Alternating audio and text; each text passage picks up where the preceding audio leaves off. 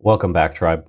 I have an interesting one here. How to predict a divorce with 91% accuracy. This is a 9-year-old video, but apparently it's really good.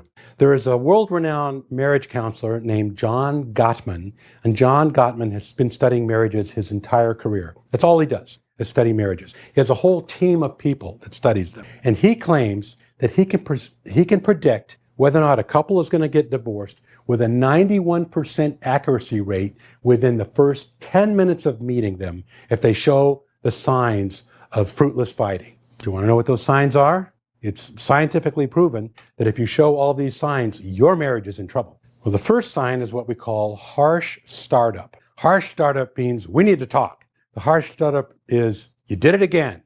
The harsh startup is beginning the conversation already abruptly, already negatively, and already with a hostile attitude. Well, the next sign is actually 4 things. Gottman calls it the 4 horsemen. It's defensiveness, contempt, which we've already talked about, criticism, and stonewalling. Those are the 4 horsemen together make up the next sign of divorce. Now, what is stonewalling? Stonewalling, which is when one person in the couple is just not responding. Stonewalling is, yeah, okay, yeah, sure. Maybe looking out the window, you're having a conversation, but they're not looking at you. They're not really telling you how you feel, how they feel. You don't really know what's going on inside of them. Appears like that person doesn't even care. The next sign is very much related to the previous 4. It's called flooding. Flooding is when you have so many feelings that you can't even speak them. So they're so flooded with feelings, they can't tell you how they feel. It's not that they don't have a feeling. They've got so many, they can't pick one. And flooding is very dangerous because it leads to the next sign. The next sign is physiological distress. If you've been allowing the conflict in your marriage to go on for so long, the anger to not get resolved for so long, you're going to start having physical problems. You're going to start having ulcers, backaches, neck aches. You're going to start drinking more. You're going to start having physiological problems. You're going to start failing from the inside. The last 2 signs of marriages that are in distress that leads towards divorce are bad memories and failed repair attempts. What does bad memories mean?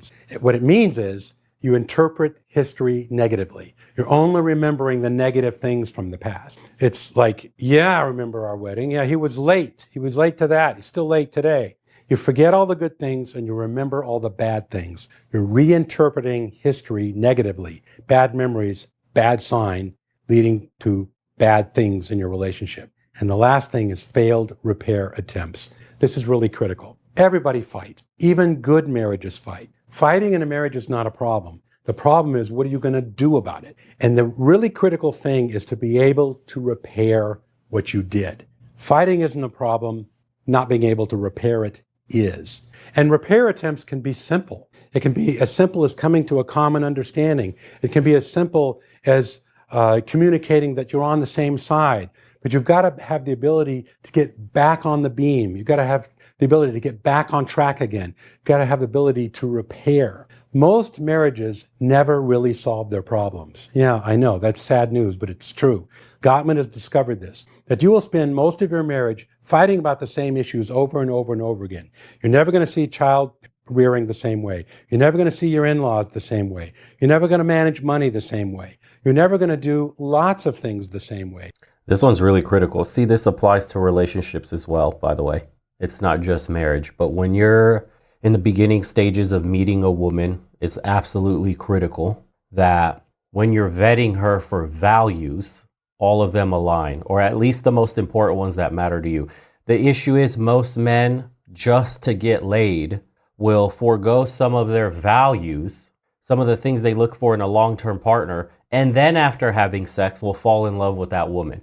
And then go, well, you know, maybe I can change her. Maybe she can be different. Maybe we'll grow closer together. I actually like this one. She's better than I thought, right? And that's you brushing aside these red flags. You can, not really red flags, but just value differences that you have. Maybe you're looking for something different.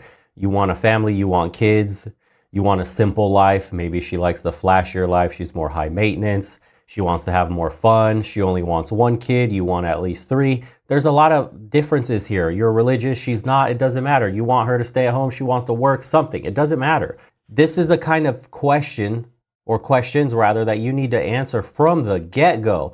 If you're dating with true intention in the world today, if you're interested in long-term monogamy, you have to bring these questions out on the first date. And I'm not talking about like an interview. So how many kids do you want to have? So where do you see yourself in 5 years? So are you looking to be married? Do you want to be a stay-at-home mother? Like that, nobody cares about that. That's not attractive to anybody. That's a turnoff. The way you probe for the questions you want is very simple. You can ask her this: when you were a little girl, what did you dream your life to be like? And then let them speak. That's usually an answer from deep in their soul of what they really want. And then through maturing, through getting into the workforce, going through college, society, all the things layered on top of that, the propaganda from mainstream media, everything has changed this person to be that much different from who they are at their core. This is the disconnect people are feeling in the world today. It affects both men and women.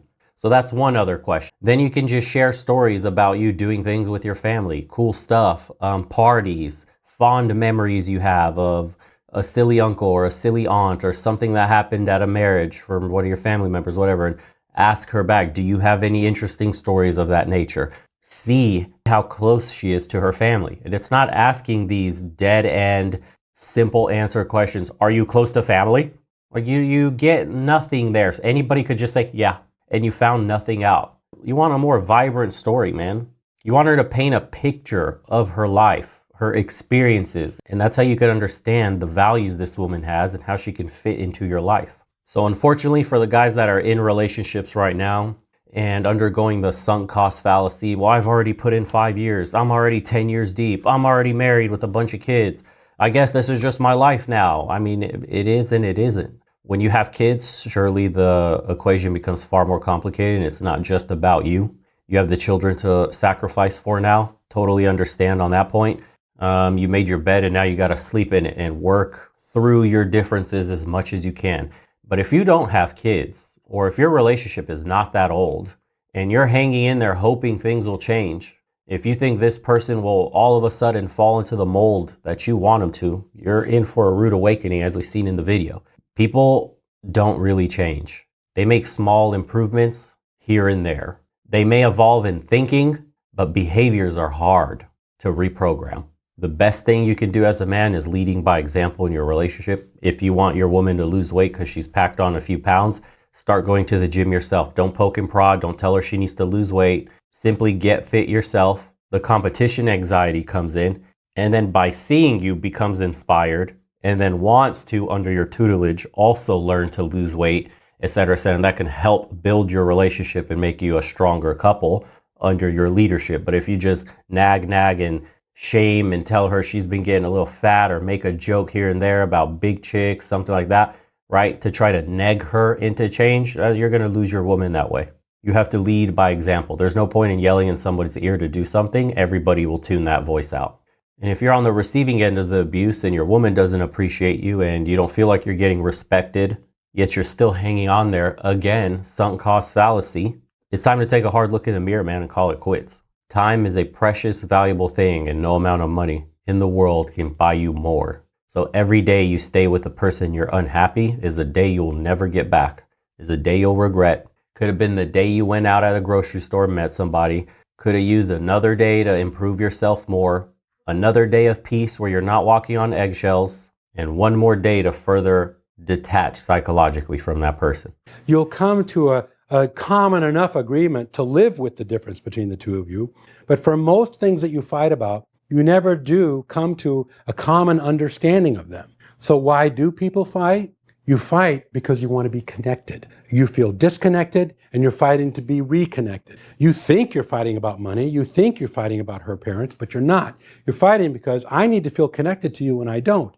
And if you feel reconnected to each other, then the subject that you're fighting about doesn't become as important. In psychology, we say the thing is never the thing. And what I mean by that is you think you're fighting about something, you're not.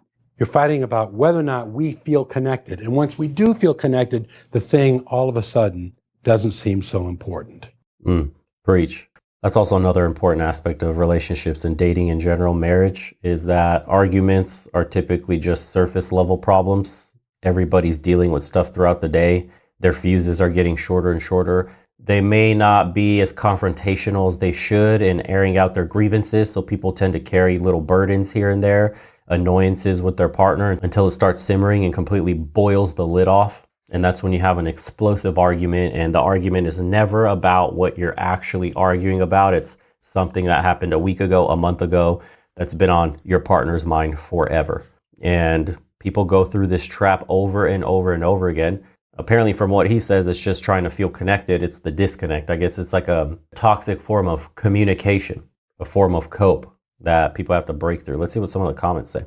My parents were a rare case. They were rough early in their relationship, very rough. Pretty much everything you listed, plus infidelity on both sides. The fights were insane, but never became physical. Being a witness to all this as a child wasn't easy. The word divorce was a word being thrown around a lot. By some miracle, as the years went on, they somehow figured it out and grew to love each other. That is super rare. The fights, the infidelity, it all stopped, and 30 plus years until my father passed away, they never lied to each other or fought again. They were inseparable. It's really amazing what they overcame. Also, as I said, very rare. Made me realize my 47 years with my late husband were pretty good. We never went to bed mad at each other, had lots of laughs, and while we were totally different people, we always supported each other.